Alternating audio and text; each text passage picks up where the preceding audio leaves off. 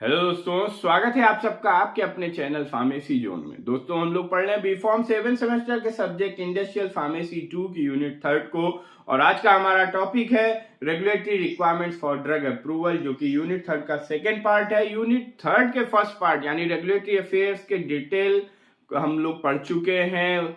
क्या होता है रेगुलेटरी अफेयर्स, कौन सी अथॉरिटीज हैं, क्या रोल एंड रिस्पॉन्सिबिलिटी है रेगुलेटरी अफेयर्स की, तो उन टॉपिक्स के वीडियोस को आप प्लेलिस्ट में जाके देख सकते हैं। और आज हम स्टार्ट करते हैं यूनिट 3 का second part, regulatory requirement for drug approval. चलिए शुरू करते हैं। शुरू करने से पहले अगर अभी तक आपने चैनल को सब्सक्राइब नहीं किया है, आप नए हैं चैनल पे, तो जल्द से जल्द चैनल को सब्सक्राइब करें ताकि आपके पास सब्जेक्ट के टॉपिक वाइज रेगुलर अपडेट्स पहुंचते रहें और आप इन टॉपिक्स के फ्री पीडीएफ नोट्स को आसानी से डाउनलोड कर सके। आइए स्टार्ट करते हैं आज का अपना topic, regulatory requirements for drug approval में। इसकी किसी भी ड्रग को अप्रूवल के लिए, अप्रूवल का मतलब है कि इसको MAA यानी मार्केटिंग अथोराइजेशन अप्रूवल के लिए, मार्केट में इसके कॉमर्शियलाइजेशन के लिए क्या रेगुलेटरी रिक्वायरमेंट्स पड़ती है, क्या रेगुलेटरी रिक्वायरमेंट्स की जरूरत होती है, उसके बारे में हम आज पढ़ेंगे। तो ये जो मार्केटिंग अथोराइजेशन अप्रूवल है, ये अलग अलग कंट्रीज में अलग अलग इनके नॉर्म्स हैं। मीन्स ऐसा नहीं कह सकते आपकी इंडिया में जो है वही यूएस में है, तो अलग अलग कंट्रीज में अलग अलग मार्केटिंग अथोराइजेशन अप्रूवल के नॉर्म्स हैं। तो हर कंट्री में रेगुलेटरी अफेयर्स का जो प्रोफेशनल्स हैं उनका ये काम है कि जिस भी कंट्री में वो इसका अप्रूवल लेना चाह रहे हैं किसी भी ड्रग का, तो उसके नॉर्म्स को सही ढंग से फॉलो करें। जैसा कि आपने कोविड में देखा था, जो वैक्सीन लॉन्च हुई थी, वैक्सीन पहले इंडिया में, फिर अदर मतलब अलग अलग कंट्रीज में धीरे धीरे लॉन्च हो रही थी। ऐसा नहीं था कि एक साथ हर कंट्री में लॉन्च हो गई। ये इसीलिए कि उसको हर कंट्री के अप्रूवल, ड्रग अप्रूवल के नॉर्म्स अलग अलग होते हैं, तो उन नॉर्म्स को रेगुलेटरी अफेयर डिपार्टमेंट को फॉलो करना होता है। तो यहाँ पे रेगुलेटरी रिक्वायरमेंट्स के लिए, ड्रग अप्रूवल के रेगुलेटरी रिक्वायरमेंट जो हैं उनको हम फेजेस में देखेंगे। तो सबसे पहला जो फेज है उसे कहा जाता है फेज 0। टोटल 4 फेजेस होते हैं जहां पे हमें जिनकी जरूरत होती है किसी भी ड्रग अप्रूवल के। तो फेज 0 में हमारा आता है नॉन क्लिनिकल, इसे नॉन क्लिनिकल फेज कहा जाता है। नॉन क्लिनिकल फेज या इसे हम प्री क्लिनिकल स्टडी भी कहते हैं। प्री क्लिनिकल स्टडी, ये जो फेज होता है, ये जो स्टडी होती है ड्रग डेवलपमेंट के बाद, यानी ड्रग के फॉर्मुलेशन के बाद, फार्मास्यूटिकल फेज कंप्लीट होने के बाद हम ड्रग की सेफ्टी और इफिकेसी को इंश्योर करने के लिए नॉन क्लिनिकल या प्री क्लिनिकल स्टडी कहते हैं और इसे फेज 0 स्टडी कही जाती है। ये जो स्टडी होती है ये इन विट्रो स्टडी होती है। इन विट्रो के साथ साथ ये एनिमल्स पे की जाती है, यानी कि रैट हो गए, एनिमल्स आपके यहाँ पे जो होते हैं एनिमल्स, वो होते हैं आपके रोडेंट्स एंड नॉन रोडेंट। हम रैट लेते हैं, माइस लेते हैं, रैबिट्स लेते हैं, डॉग्स भी कुछ केसेस में लेते हैं। तो उनके ऊपर हम जब स्टडी करते हैं तो उसे कहा जाता है नॉन क्लिनिकल या प्री क्लिनिकल स्टडी। किसी भी ड्रग के अप्रूवल के लिए ये सबसे पहला स्टेप है जिसकी रिक्वायरमेंट होती है। यानी आप किसी भी ड्रग के अप्रूवल के लिए जब अप्लाई करने जाएंगे तो अप्रूवल लेने के लिए सबसे पहले आपको क्लिनिकल टेस्टिंग करनी होती। क्लिनिकल टेस्टिंग का मतलब ह्यूमंस के ऊपर टेस्टिंग करनी होती, क्योंकि हम जो दवाएं बना रहे हैं वो ह्यूमन यूज के लिए बना रहे हैं। तो ह्यूमंस पे वो सेफ है, इफेक्टिव है कि नहीं, इसको देखने के लिए हमें ह्यूमन टेस्टिंग करनी जरूरी है।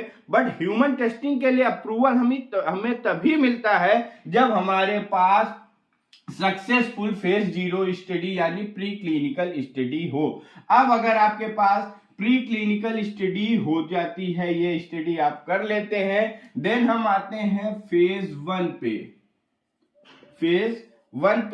फेज 1 को कहा जाता है, इसे हम कहते हैं ह्यूमन फार्माकोलॉजी स्टडी या human pharmacology trials. Human pharmacology trial जहां पे हम पेशेंट के ऊपर, ह्यूमंस के ऊपर सेफ्टी एंड टॉलरेबिलिटी को चेक करते हैं, सेफ्टी एंड टॉलरेबिलिटी को चेक करते हैं। फेज 1 में हम किसी तरीके का इफेक्ट नहीं देखते हैं, यहाँ पे हम इफेक्ट को कंसीडर नहीं करते हैं। यहाँ पे हम बस ये देखते हैं कि जो एडमिनिस्ट्रेशन करने के बाद जो भी हमने वॉलेंटियर्स लिए हैं, जो ह्यूमन वॉलेंटियर्स लिए हैं, उनके ऊपर हमारी ड्रग जो है वो सेफ है, और जो पेशेंट हैं, जो वॉलेंटियर्स हैं, उनके अंदर उस ड्रग की टॉलरेबिलिटी अच्छी है या नहीं। अगर इस स्टेप को से वो ड्रग पेशेंट के ऊपर, जो ह्यूमन वॉलेंटियर्स हैं, उनके ऊपर किसी भी तरीके का एडवर्स इफेक्ट नहीं दिखा रही है, यानी सेफ्टी पैरामीटर्स को वो फुलफिल कर रही है और टॉलरेबल भी है, तब जाके हम नेक्स्ट फेज पे आते हैं, जो कि है हमारा फेज 2। और यहाँ पे जब हम इस पे, ये आपका नॉन क्लिनिकल हो गया, एंड फेज 1 से लेके फेज 3 तक ये आपका, या फेज 4 तक ये आता है क्लिनिकल ट्रायल के फेजेस। तो यानी सिंपल सा हम पहले ये समझ ले कि ड्रग अप्रूवल के रेगुलेटरी रिक्वायरमेंट के लिए हमें दो तरीके के डाटा चाहिए होते हैं। एक होता है नॉन क्लिनिकल और दूसरा होगा आपका क्लिनिकल। तो नॉन क्लिनिकल में केवल एक, नॉन क्लिनिकल को फेज 0 भी कहते हैं, और ये बहुत इंपॉर्टेंट है एग्जाम पॉइंट ऑफ व्यू से और आपके जनरल नॉलेज के लिए भी, तो इसको बहुत बढ़िया ढंग से समझ के पढ़िएगा। तो फेज 0 को हम कहते हैं नॉन क्लिनिकल या प्री क्लिनिकल स्टडी। यहाँ पे हम इन विट्रो टेस्टिंग करते हैं, एनिमल्स के ऊपर टेस्टिंग करते हैं। एनिमल्स जो होंगे आपके rodent and non rodent, rat, mice, rabbit, dogs, ये सब, और मेल एंड फीमेल दोनों लेते हैं। ये आगे हम पढ़ेंगे इनके डिटेल्स के बारे में। And phase 1 is human pharmacology study trials. यहाँ पे हम ह्यूमन वॉलेंटियर्स पे लेते हैं। यहाँ पे हम बहुत कम नंबर लेते हैं, 20 to 30 ह्यूमंस लेते हैं, और उनके ऊपर सेफ्टी एंड टॉलरेबिलिटी को चेक करते हैं। अगर हमारा फेज 1 सही जाता है, फेज 1 स्टडी हमारी सही होती है, देन हम आते हैं फेज 2 पे। फेज 2 है आपका एक्सप्लोरेटरी ट्रायल्स। फेज 2 कहा जाता है एक्सप्लोरेटरी ट्रायल्स। एक्सप्लोरेटरी ट्रायल्स में यहां पे हम ड्रग के इफेक्टिवनेस को, और ड्रग के effectiveness and short term side effect, short term side effect को चेक करते हैं। यहां पे हम short term side effect means ऐसे साइड इफेक्ट वो हैं कि हर ड्रग के साथ कुछ ना कुछ साइड इफेक्ट आता है। साइड इफेक्ट आए, ड्रग हमने यूज किया, साइड इफेक्ट अपने आप अगर ठीक हो जा रहा है, then that is short term side effect, और वो कंसीडरेबल है। बट अगर परसिस्टेंट आ रहा है साइड इफेक्ट, वो रुक जा रहा है, कुछ टाइम तक रह रहा है, देन दैट इज कंसरेबल। तो यहाँ पे हम देखते हैं फेज 2 में एक्सप्लोरेटरी ट्रायल जिसे कहते हैं, यहाँ ड्रग की इफेक्टिवनेस एंड उसके शॉर्ट टर्म साइड इफेक्ट को कंसीडर किया जाता है। इफेक्टिवनेस में यहाँ पे हम उसके एडवर्स इफेक्ट को, अगर कोई शॉर्ट टर्म साइड इफेक्ट नहीं मिल रहा है यानी एडवर्स रिस्पॉन्स दे रही है, बट अगर ये फेज आपका सही जाता है, देन हम आते हैं फेज 3 पे, जिसे कहा जाता है कंफर्मेटरी ट्रायल्स। कंफर्मेटरी ट्रायल्स में ड्रग के थेरापेटिक इफेक्टिवनेस को देखते हैं। थेरापेटिक इफेक्टिवनेस को चेक किया जाता है, इसके थेरापेटिक बेनिफिट्स को चेक किया जाता है। मींस कि यहाँ पे एक्सप्लोरेटरी ट्रायल में जो इफेक्टिवनेस हमने देखा, और उसी को यहाँ पे हम कंफर्म करते हैं, और इन फेज 1 से लेके फेज 3 तक number of human volunteer increase करते रहते हैं। फिर यहाँ पे फेज 3 में हम अपने थेरापेटिक, यानी जिस भी थेरापेटिक रिस्पांस के लिए, जिस भी बायोलॉजिकल रिस्पांस के लिए हम ड्रग का डेवलपमेंट कर रहे हैं, उस रिस्पांस को हम कंफर्म करते हैं। देन अगर ये आपका फेज सही हो जाता है, देन हम आते हैं फेज 4 पे। फेज 4 आपका कहा जाता है post marketing trial. Post marketing trial का मतलब है कि फेज 3 सही होने पे, अगर फेज 3 तक आपकी सब कुछ सही आ रहा है, देन आपको ये मिल जाता है मार्केटिंग ऑथराइजेशन अप्रूवल, यानी मार्केट में आपको ड्रग लाने का अप्रूवल मिल जाता है। बट उस मार्केट में ड्रग आने के बाद भी ड्रग के ऊपर कुछ ट्रायल्स चलते रहते हैं उसकी सेफ्टी कंसर्न के लिए। कहीं ड्रग हमारी कोई एडवर्स रिस्पांस तो नहीं दे रही है, तो उन टेस्ट को कहा जाता है, उन ट्रायल्स को कहा जाता है पोस्ट मार्केटिंग ट्रायल्स। क्योंकि आप टाइम टू टाइम देखते रहते हैं, WHO ने जैसे अभी कुछ दवाओं को बैन किया, यूएसएफडीए ने बैन किया, तो ये अलग अलग जो मार्केट में आने के बाद दवाएं बैन हो जाती हैं, ये ड्यूटी उनके कुछ ऐसे साइड इफेक्ट आ जाते हैं, एडवर्स इफेक्ट, या कुछ ऐसा उनका ड्रग अब्यूज होने लगता है जिसकी वजह से उनको मार्केट से विड्रॉ करना पड़ता है, तो उसी को पोस्ट मार्केटिंग ट्रायल कहा जाता है। तो यानी किसी भी ड्रग के अप्रूवल के लिए जो हमारा रिक्वायरमेंट्स है वो इन्हीं 5 फेजेस का है। और ये जो फेजेस हैं इनको दो उसमें कैटेगरी में डिवाइड किया गया, non clinical and clinical. Non clinical study को हम कहते हैं phase 0 study. Then clinical study हमारी फिर 4 phases, phase 1, phase 2, phase 3 and phase 4। Phase 1 human pharmacological study, phase 2 exploratory trial, phase 3 confirmatory trial and phase 4 post marketing trial. अब हम यहां देखते हैं कि ये तो हो गई हमारी रिक्वायरमेंट, अब रेगुलेटरी रिक्वायरमेंट भी है। अब यहाँ पे हमें किस तरीके से अप्रूवल के लिए कौन से एप्लीकेशंस फिल करने होते हैं। तो जो एप्लीकेशंस होते हैं आपके जनरली जो ड्रग अप्रूवल के लिए एप्लीकेशंस होते हैं ये 3 तरीके के होते हैं, INDA, NDA and ANDA। INDA and NDA, ये जो है INDA means investigational new drug application and NDA means new drug application. ये दोनों जो हैं ये नई ड्रग अप्रूवल, न्यू ड्रग के लिए हैं, किसी नए ड्रग मॉलिक्यूल के लिए, या कोई नया ड्रग मॉलिक्यूल ला रहे हैं, कोई नई फॉर्मुलेशन ला रहे हैं तो उसके लिए है। बट ANDA जो है आपका ये है एब्रीवेटेड न्यू ड्रग एप्लीकेशन, यानी किसी एग्जिस्टिंग मॉलिक्यूल का अगर हम कोई जेनरिक प्रोडक्ट लाना चाहते हैं तो उसके लिए हमें ANDA फिलफिल करना पड़ेगा। अब इसके लिए आपको जो ये यानी ये फॉर्म हो गया, ये एप्लीकेशन हो गया कि अगर आपको ड्रग अप्रूवल लेना है तो आपको INDA और NDA एप्लीकेशन फॉर्म फिल करना पड़ेगा।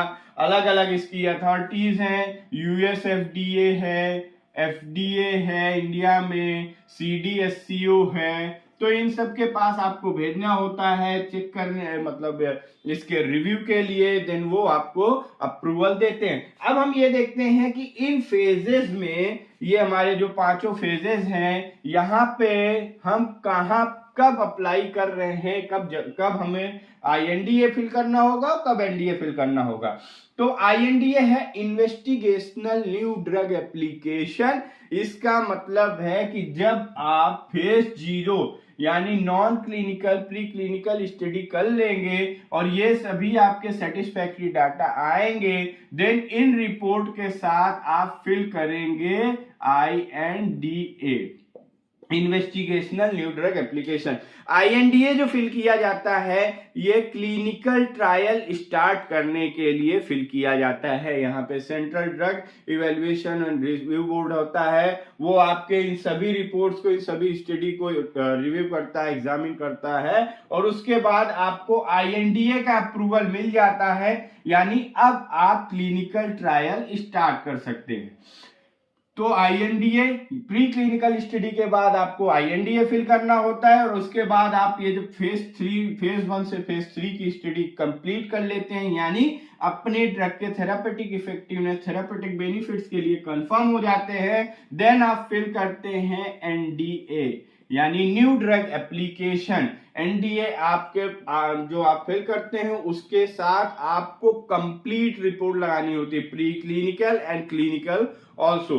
तो उनका एग्जामिन होता है, अलग बोर्ड्स होते हैं, अथॉरिटीज होती हैं, वो एग्जामिन करते हैं। अगर आपके सभी रिपोर्ट सेटिस्फैक्टरी हैं देन आपको मिलता है मार्केटिंग अप्रूवल यानी MAA का अप्रूवल।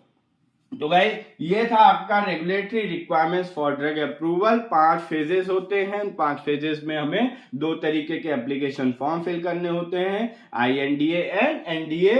INDA जो फिल किया जाता है वो INDA होता है क्लिनिकल ट्रायल को स्टार्ट करने के लिए। तो क्लिनिकल ट्रायल हमारा फेज 1 से स्टार्ट हो रहा है, तो फेज 0 के बाद हम फिल करेंगे INDA। एंड NDA होता है मार्केटिंग एथोराइजेशन के लिए। तो मार्केटिंग एथोराइजेशन आप फेज 3 यानी जब अपने ड्रग के इफेक्टिवनेस के बारे में कंफर्म हो जाएंगे उसके बाद हम फिल करेंगे NDA और फिर मार्केटिंग जब एथोराइजेशन मिल जाता है तो हमारी फेज 4 स्टडी चलती रहती है जिसे हम कहते हैं पोस्ट मार्केटिंग ट्रायल। अब हम देखते हैं ड्रग डेवलपमेंट टीम के बारे में। इसका दूसरा टॉपिक है यूनिट 3 का ही हमने देख लिया, regulatory requirement for drug approval. इसी के साथ साथ हम देख लेते हैं ड्रग डेवलपमेंट टीम।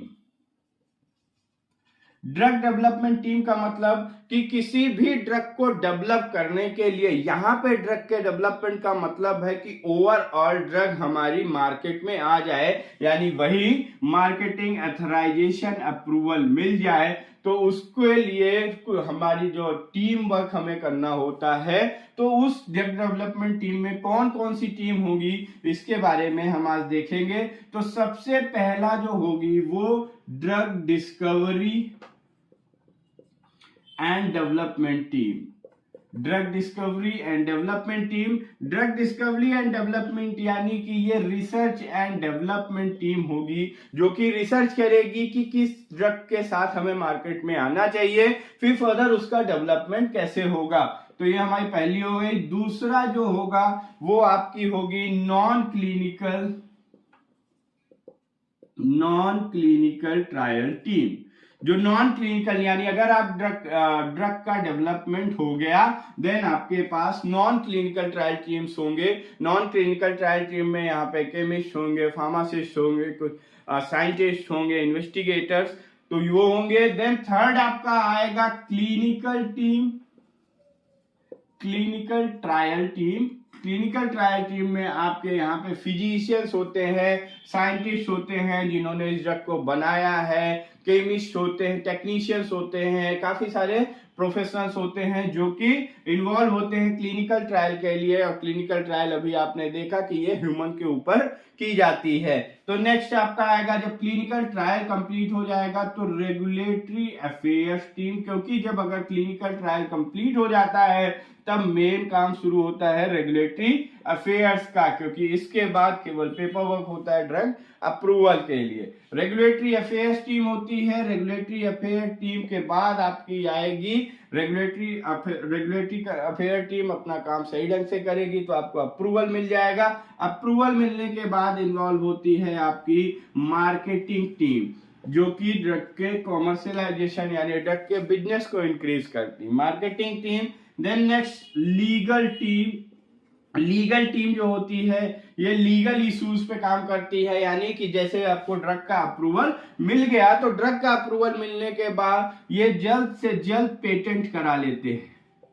तो ये सब जो पेटेंट कराना है, क्या कॉपीराइट है, क्या लीगलिटी जो इश्यूज है वो चेक करते हैं legal team. And last one is का है मैनेजमेंट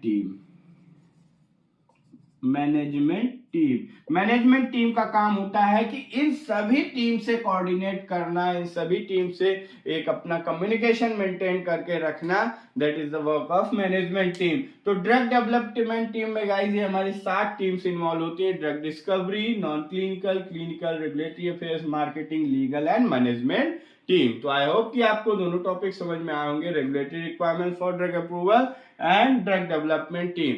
इन टॉपिक्स के आप PDF नोट्स को डिस्क्रिप्शन बॉक्स में दिए गए लिंक से डाउनलोड कर सकते हैं। Thank you very much.